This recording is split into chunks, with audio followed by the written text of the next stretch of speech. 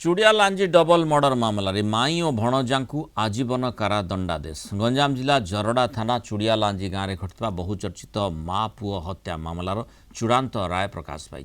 ब्रह्मपुर ओपीआईडी विचारपति राय शुणाई। दुई अभियुक्त भणजा जी देवेंद्र रेड्डी और सान माई डी गोनामा को दोषी साब्यस्त कर कोर्ट आजीवन कारादंड दंडित कर 2024 फेब्रुआरी 18 तारिख में चुड़िया लांजी गाँवर डी नीलाबेणी और तांकर नाबालक पुओ डी ऋषि मृतदेह घर भीतर उद्धार करा जायथिला।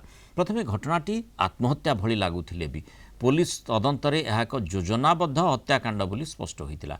तदंतरु जना पड़िथिला जे अभियुक्त जी देवेंद्र रेड्डी और डी गोनामा मध्य थिबा अनैतिक संपर्क प्रघट होइजिबा भୟରେ उभय मिसी नीलाबेणी और तांकर नाबालक पुओं को तंटी चिपी हत्या करथिले। मृतक नीलाबेणी यही संपर्क को विरोध करने सह यह प्रघट करने को कही मारी देथिबा पुलिस तदंतरु सामना को आसीथिला। मामलारे 39 जन साक्षी साक्ष्य प्रदान करथिले।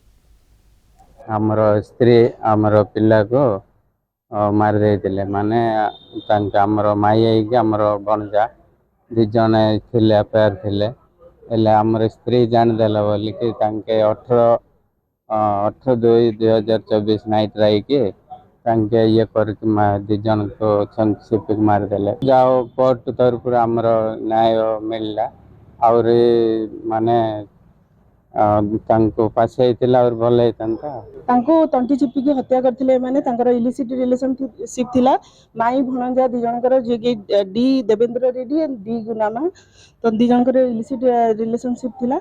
तो से माने ताकू ए जो जाको डिसीज जाको हत्या करचंदी से जानि दैथिले से कथा सेति तांको हत्या करचंदी और तांका संगे तांको पुओटा सोइथिला तो से तांको भी से हत्या करचंदी।